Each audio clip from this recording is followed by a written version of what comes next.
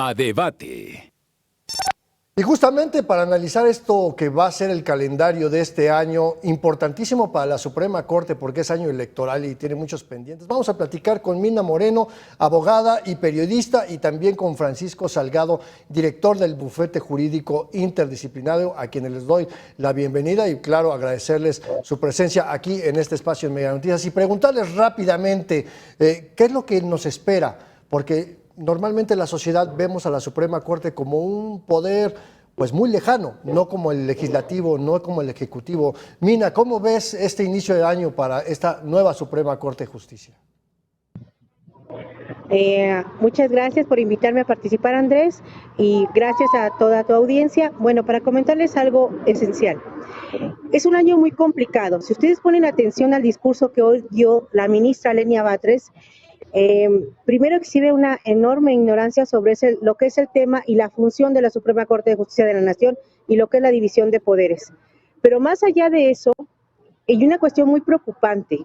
¿Bajo qué perspectiva va a analizar la ministra Lenia Batres los juicios de amparo o las inconstitucionalidades de las cuales corresponde conocer en muchas ocasiones a la Suprema Corte de Justicia de la Nación? ¿Qué es lo que deben de esperar los ciudadanos que saben que la última instancia que tienen para poder salvaguardar sus derechos es precisamente el amparo? Pero si nos topamos con una ministra que está dando un discurso de total destrucción hacia la institución, de desconocer las cuestiones fundamentales de cómo es la impartición de justicia, la impartición a nivel federal, evidentemente eso dañará a quienes van buscando el amparo federal. Francisco, desde tu visión, ¿cómo arranca el año para la Suprema Corte con este cambio tan pues inesperado, ¿no? La renuncia del ministro Saldívar, la llegada de Lenia Batres, con una presidenta que ha sido pues firme en defender el Poder Judicial ante los embates del Ejecutivo? ¿Qué tal, Andrés? Muchas gracias. Mira, mucho gusto en estar con ustedes. Veo un año complicado, veo un inicio complicado. Y yo inclusive pondría tres cosas que tendría que hacer, tres ámbitos de la Suprema Corte que tendría que estar operando. Uno es la parte de los asuntos político-públicos, que son precisamente esos que listaron al inicio de este programa, que tú listaste. Después tenemos otro ámbito que es el tema o la arista política. O sea, yo dividiría entre lo político público, que son los temas, y lo político estrictamente, porque en la Suprema también hay política, que ahora se inmiscuyó lo que es el Poder Ejecutivo. Y vería un tercer ámbito, que es el más importante para todos los televidentes. Para ti, estará de acuerdo conmigo, Mina, en que las resoluciones que toma la Suprema Corte de Justicia impactan en la población, no solamente en los asuntos públicos, y son los que escuchamos, impactan también en la población. Entonces, Andrés, tú me dices, oye, ¿cómo ves el inicio? Lo veo complicado, porque si no saben hacer esa diferencia hoy, si en el ámbito político no logran la independencia de ideas y de resoluciones de la Suprema Corte con lo que es el Poder Ejecutivo, estamos muertos. Estamos muertos porque va a haber resoluciones que no van a tener ni pies ni cabeza, que van a tener solamente tintes de lo que ordene el Poder Ejecutivo. Y fíjense, al Poder Ejecutivo le salió muy bien la jugada. ¿Por qué? Realmente este cambio del ministro Saldívar se iba a dar en diciembre. Lo estamos adelantando casi 12 meses. Y todavía algo más preocupante. Ahorita todavía tenemos algunos ministros que hacen contrapeso en las decisiones. Unos que defienden precisamente todo lo que es la Constitución y todo lo que es el proceso. Pero en diciembre de este año se va a tener que modificar y se va a tener que cambiar a otro ministro, que le tocará proponerlo al actual presidente, al presidente que esté en turno, ya sea cualquiera de las dos mujeres que hoy están contendiendo. Entonces, si es Claudia Sheinbaum quien propone, pues evidentemente tendremos cargada para todo lo que son las resoluciones que vengan del Poder Ejecutivo. Eso es muy complicado, Andrés. Así es. Dame oportunidad, Francisco, de ir rápidamente a un corte. No se vaya. En 2 minutos regresamos aquí en A Debate a través de Mega Noticias.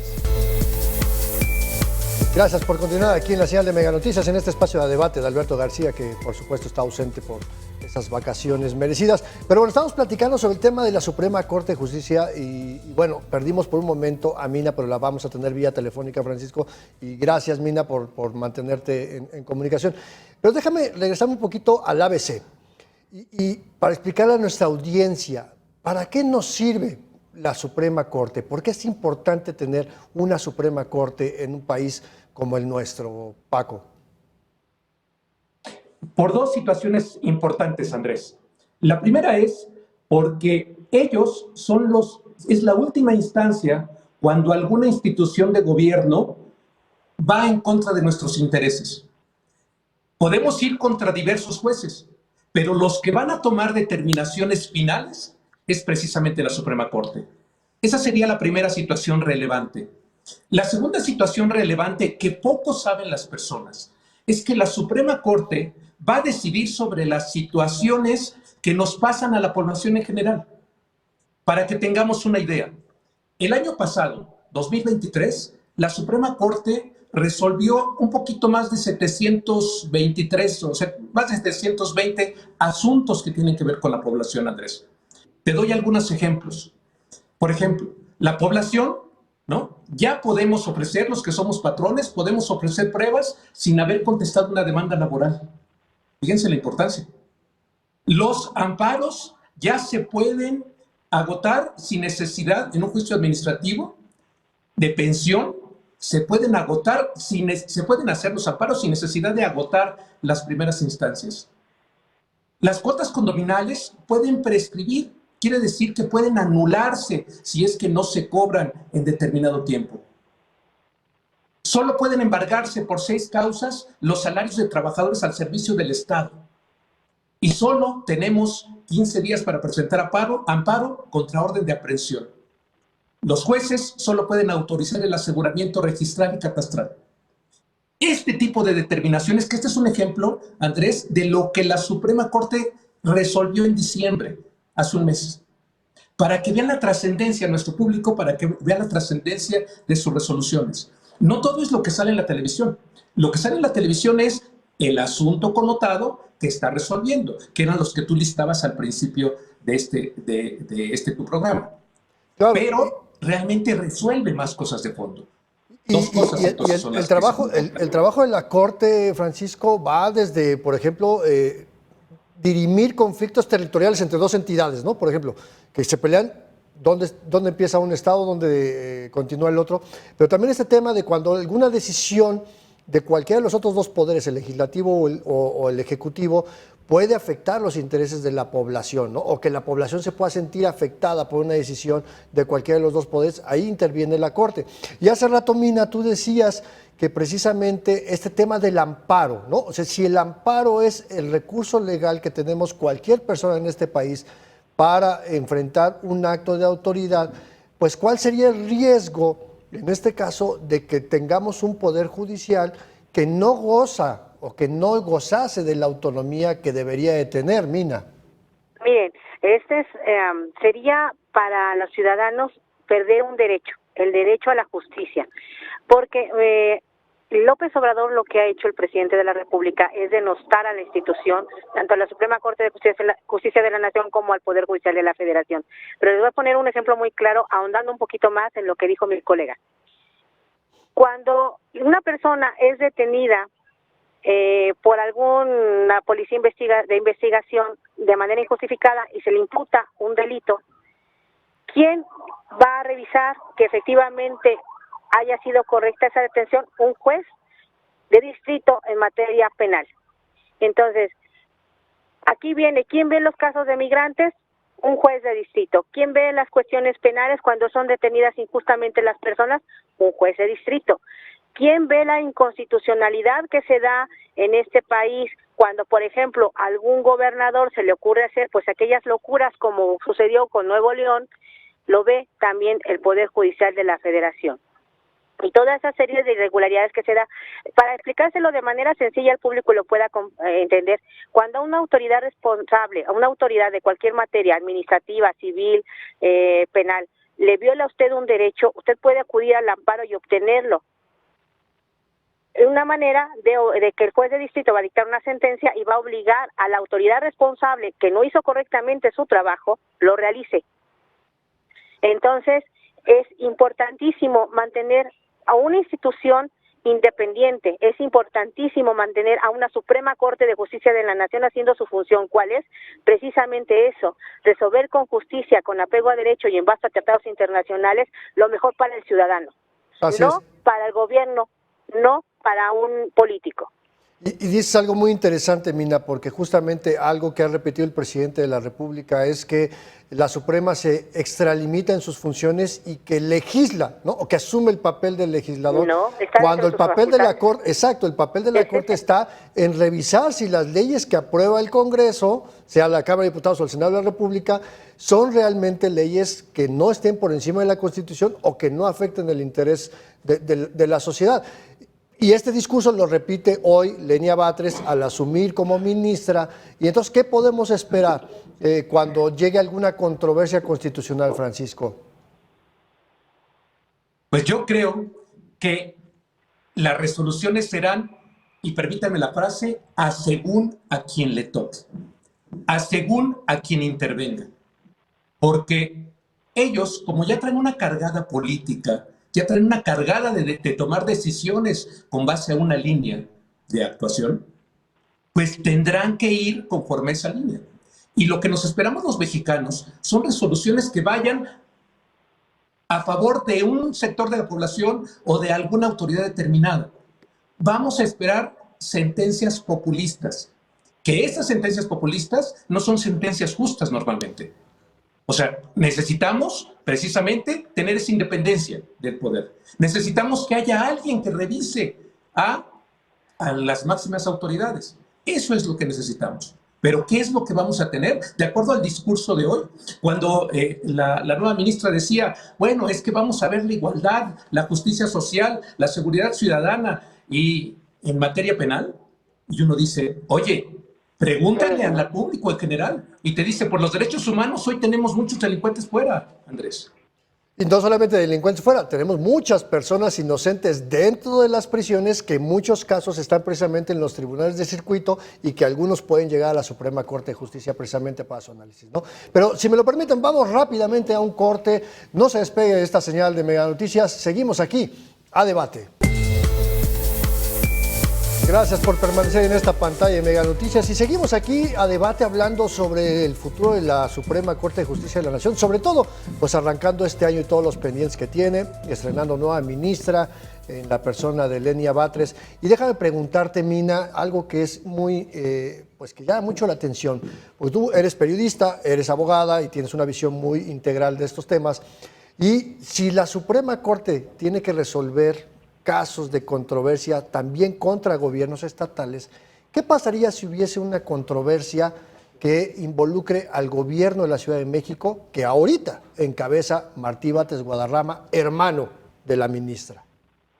Si le tocara a conocer a la ministra, tendría que declararse impedida para resolver. Y también no puede participar en ningún caso donde haya esta cercanía con el gobierno de la Ciudad de México debido a su lazo consanguíneo que tiene con Martí Batres, al ser su hermano. Entonces está impedida para conocer de cualquier controversia sobre la Ciudad de México o sobre alguna materia que se establezca. Eso es algo que debemos de valorar los mexicanos porque hace que las resoluciones sean un poco más justas. Tal vez la justicia no es como quisiéramos, hace falta más celeridad, a veces los casos son muy tardados, pero tenemos una garantía. Lenia Batres no podría conocer de los asuntos donde estuviera su hermano involucrado, de ninguno.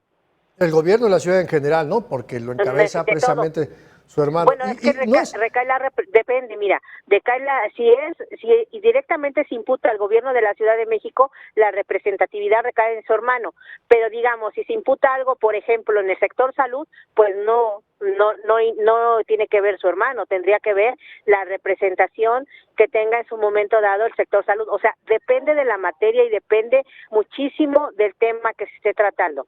pero donde aparezca el nombre de su hermano, ahí no puede entrar. No de todos los casos del gobierno de la Ciudad de México. Que no es poca cosa, porque al final del día ella puede excusarse y debe excusarse, ¿no? Por este conflicto de interés. Pero entonces la Suprema Corte, en este caso particular, solamente tendría a 10 personas. Y entonces a la hora de votar una resolución, corremos el riesgo de que quede empatado. ¿Cómo lo ves, Francisco Salgado? Sí, por supuesto. Y no solamente lo que dices, Andrés, esto es cuando estén en pleno, cuando se toquen asuntos realmente relevantes para el país. Ahí seríamos, bueno, serían 10 ministros y entonces pudiera darse el caso de que hubiera igualdad, 5 y 5 que votaran en contra, 5 a favor, 5 en contra, y entonces se complicaría la resolución, tendríamos otro procedimiento. Pero no solamente en ese caso, también en el caso de que la nueva ministra pertenezca a una de las dos salas, porque tenemos la sala 1 y la sala 2, la primera y segunda sala, y ahí son 5 ministros en cada una. Por eso es que también es número non, para que no haya repetición. Sí, o mejor dicho, para que haya alguien que dé el voto de definitivo. La nueva ministra va a pertenecer a una de esas dos salas. Por lo tanto, esas resoluciones de una de esas dos salas también puede darse el mismo caso. Entonces, ahí volvemos a tener esa complicación. Pero bueno, a estas alturas las complicaciones no les importan. Lo que les importa es que tengan resoluciones que vayan a favor precisamente de toda esta cargada del gobierno federal, Andrés. Y lo dices muy bien, Francisco, porque digo, a primera vista pareciera que la ministra Batres fue una imposición del presidente de la República. No podemos negarlo ni afirmarlo.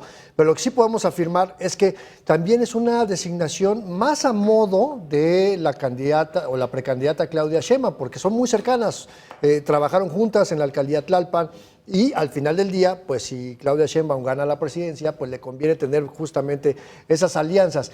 Pero de cara a lo que nos viene, de cara a estos temas pendientes, ¿qué es lo que ustedes avisoran? ¿Qué serían las prioridades o cuáles serían los temas más prioritarios para la Suprema Corte en los meses que vienen? Por lo menos en este primer periodo de sesiones del Pleno. Voy contigo, Mina, por favor. Yo creo que el tema de los fideicomisos. Los fideicomisos que ustedes saben, se promovieron diversos amparos, se concedió la suspensión provisional y la definitiva en su momento, y evidentemente eso llegará a la Suprema Corte de Justicia de la Nación y sí está afectando a los trabajadores. El presidente dijo que no se iba a afectar a la base trabajadora en el Poder Judicial de la Federación. Temo decirles que sí, se están aplicando recortes presupuestales. De hecho, yo me encuentro en este momento en las instalaciones del Poder Judicial de la Federación, en la sede de San Lázaro. Afuera hay una manta que precisamente se pronuncian sobre este recorte. Ese sería uno de los puntos fundamentales y prioritarios, ¿no?, para la Suprema Corte. Pero también hay otros temas por ahí pendientes relativo a inconstitucionalidades que tienen que ver con el gobierno de López Obrador. Y esos vamos a ver cómo se van a resolver. Va a resultar muy interesante, partiendo también del discurso que dio la ministra Yasmín Esquivel para recibir a Lenia Batres y de lo que manifestó, que ellos entienden por cuál es la labor de la Suprema Corte de Justicia de la Nación. Francisco, ¿tú qué temas ves como más prioritarios para esta Suprema? Fíjate, yo veo que en los que intervienen algunos estados concretamente, para Michoacán hay que delimitar lo que es el feminicidio.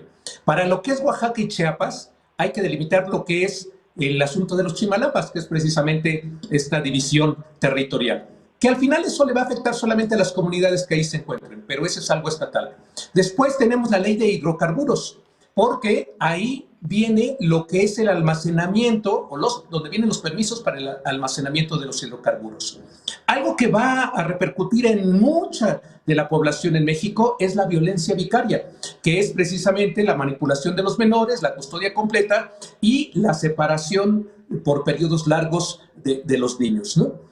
Y, por supuesto, algo que va a causar mucho escándalo, Andrés, es el sistema de espionaje Pegasus. Vamos a ver si realmente se podrán entregar las versiones de los reportes y de los avisos de manera pública.